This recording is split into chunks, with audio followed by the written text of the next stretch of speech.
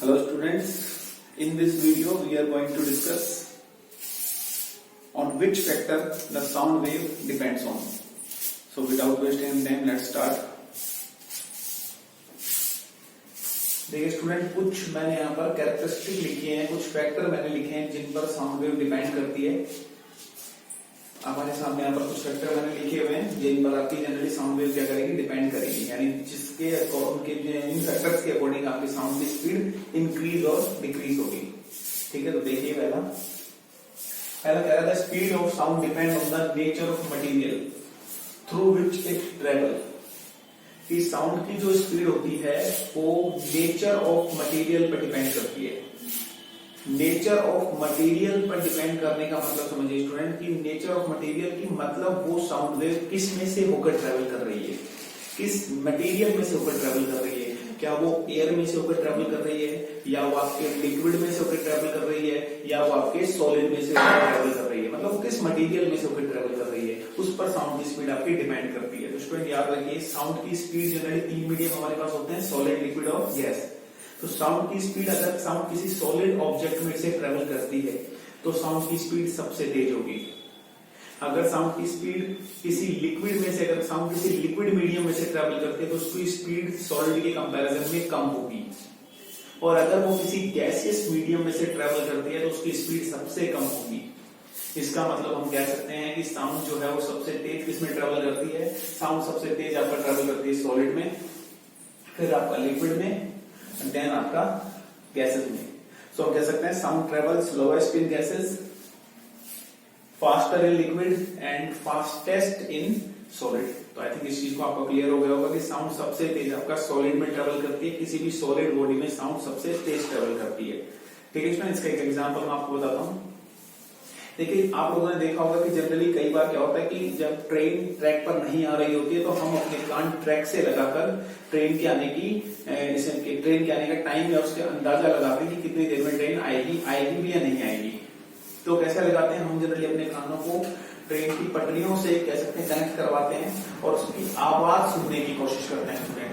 तो आवाज सुनने से ये आइडिया आ जाता है कि ट्रेन आ भी रही है या नहीं, क्योंकि जो साउंड होता है जनरली जब ट्रेन ट्रैक पर चलेगी तो कुछ वाइब्रेशन प्रोड्यूस करेगी और वो वाइब्रेशन आपका ट्रैक में आएगा, और वो वाइब्रेशन यानी वो साउंड की स्पीड यानी कह सकते हैं वो ट्रेन की आवाज आपकी जनरली ट्रैक या पटरियों पर आप उसको सुन पाते हैं। क्योंकि पटरियां जनरली सॉलिड है तो उनमें बहुत तेज जल्दी से आवाज ट्रेवल करती है, तो हम उसको कान लगाकर सुनते हैं तो हमें ट्रेन के आने का अंदाजा हो जाता है।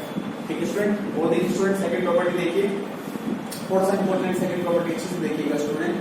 सेकंड कह रहा था speed of sound depend on the temperature, कि साउंड की स्पीड टेम्परेचर पर डिपेंड करती है। कैसे डिपेंड करती है स्टूडेंट, याद रखिए स्टूडेंट, जैसे जैसे टेम्परेचर इंक्रीज करेगा वैसे वैसे हम कह सकते हैं साउंड की स्पीड भी इंक्रीज करती है। तो स्टूडेंट हमें पता है साउंड प्रोड्यूस कैसे होती है, साउंड जनरली वाइब्रेशन से प्रोड्यूस होती है। तो स्टूडेंट जब कह सकते हैं आपका टेम्परेचर इंक्रीज करता है तो जो मॉलिक्यूल्स होते हैं उनके टकराने की स्पीड भी क्या हो जाती है स्टूडेंट, इंक्रीज हो जाती है। जितना ज्यादा टेम्परेचर होगा मॉलिक्यूल उतना फास्ट वाइब्रेट करेंगे, इसीलिए उनकी स्पीड भी क्या हो जाती है स्टूडेंट, इंक्रीज हो जाती है। इस चीज को आप प्लीज याद रखिए कि अगर टेम्परेचर इंक्रीज होगा तो साउंड की स्पीड भी इंक्रीज होगी। अब देखिए स्टूडेंट, टेम्परेचर और साउंड की स्पीड में क्या रिलेशन है। छोटा सा फॉर्मूला है, V = 331 + 0.60। देखिए स्टूडेंट, साइंटिस्ट ने इसको लैब में कैलकुलेट किया है और उन्होंने एक रिलेशन दिया है टेम्परेचर और कह सकते हैं वेलोसिटी ऑफ साउंड में, कि वेलोसिटी ऑफ साउंड = होता है 331 + 0.60 × मीटर/सेकंड। मतलब ये स्पीड पूरी एक स्पीड है और इसको पूरा मीटर/सेकंड। ठीक है, साउंड की स्पीड मीटर/सेकंड में ली उन्होंने, SI यूनिट में ली है। अब उसमें देखिए मैंने लिखा 331 + 0.60। T यहाँ पर क्या है स्टूडेंट, T यहाँ पर टेम्परेचर है, हियर T इज टेम्परेचर। और इसमें है टेम्परेचर स्टूडेंट, तो आप प्लीज याद रखिए ये टेम्परेचर आपका डिग्री सेल्सियस में है, इसमें है स्टूडेंट डिग्री सेल्सियस में। अब इसका मतलब क्या है स्टूडेंट, इसका मतलब समझ लीजिए, मान लीजिए आप एक ऐसी जगह पर हैं जहां पर टेम्परेचर 0 डिग्री है, जहां पर टेम्परेचर कितना हो रहा है, 0 डिग्री हो रहा है। तो स्टूडेंट वहां पर टेम्परेचर 0 डिग्री हो रहा है और अगर आप चाहते हैं कि मैं यहाँ पर कुछ बोलूं तो उसकी स्पीड कितनी होगी, तो आप बड़ा आसानी से कैलकुलेट कर सकते हैं। आप टेम्परेचर की जगह क्या पुट कर देंगे, 0, क्योंकि V होता है 331 + 0.6 और टेम्परेचर स्टूडेंट क्या हो गया आपका 0 डिग्री, तो आप इसको मल्टीप्लाई कर दीजिए।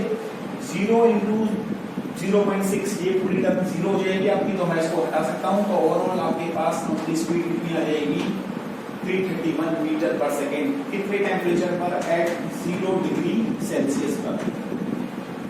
ठीक है, आई थिंक क्लियर हो रहा होगा कि 0 डिग्री सेल्सियस पर साउंड की स्पीड कितनी हो जाएगी आपकी 0 डिग्री सेल्सियस पर। आप क्या करेंगे, टेम्परेचर की जगह 0 डिग्री रख देंगे और आप इसको सॉल्व कर लेंगे तो ओवरऑल स्पीड आपकी कितनी आ जाएगी 331 मीटर पर सेकेंड। इसी तरीके से जनरली रूम टेम्परेचर जो कि हम 20 से 22 डिग्री मानकर चलते हैं, तो अगर 20 डिग्री पर आप चाहते हैं कि मैं साउंड की स्पीड का पता लगाऊं कि साउंड की स्पीड 20 डिग्री पर कितनी हो जाएगी, तो क्या 20 डिग्री पर आप पता कर सकते हैं इजीली, बिल्कुल इजीली आप पता कर सकते हैं। 20 डिग्री पर आप टेम्परेचर की जगह क्या रख देंगे 20 रख देंगे, 20 को आप उससे मल्टीप्लाई करेंगे तो 20 कितना आएगा 12 आएगा, 0.6 इंटू 20 तो 12 आएगा, तो 12 में आप इसको जोड़ दीजिए और ऑलमोस्ट स्पीड आपकी 343 मीटर पर सेकेंड आएगी। तो जनरली रूम टेम्परेचर पर अगर किसी न्यूमेरिकल में आपको साउंड की स्पीड टेम्परेचर के साथ नहीं दी होती है तो आप वहां पर ऑलमोस्ट 343 या 344 के राउंड मान सकते हैं। तो मैंने आपको बताया कि किस तरीके से आप साउंड की स्पीड को कर सकते हैं, कैलकुलेट कर सकते हैं जब आपको टेम्परेचर दिया हुआ है। फॉर्मूला मैंने आपके सामने बता दिया है। तो इससे पता क्या चलता है स्टूडेंट, देखिए जैसे जैसे आप टेम्परेचर बढ़ाएंगे वैसे वैसे साउंड की स्पीड भी क्या हो जाएगी इंक्रीज हो जाएगी, और जैसे जैसे टेम्परेचर लो होगा आप देखेंगे साउंड की स्पीड भी क्या हो जाएगी डिक्रीज हो जाएगी। आई थिंक आपको समझ में आ रहा होगा। ठीक है, लास्ट प्रॉपर्टी देखिए स्टूडेंट, लास्ट में क्या कह रहा है, the speed of sound depend on the humidity of air.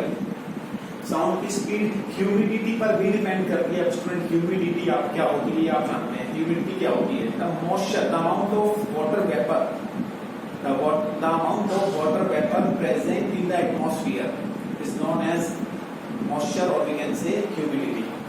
कि एनवायरमेंट में कितना वाटर वेपर के कंटेंट मौजूद है, कितने मॉलिक्यूल मौजूद हैं, उसी को हम ह्यूमिडिटी बोलते हैं। तो उससे साउंड की स्पीड का क्या रिलेशन है स्टूडेंट, प्लीज याद रखिए, जैसे जैसे ह्यूमिडिटी इंक्रीज होती है साउंड की स्पीड भी इंक्रीज होती है।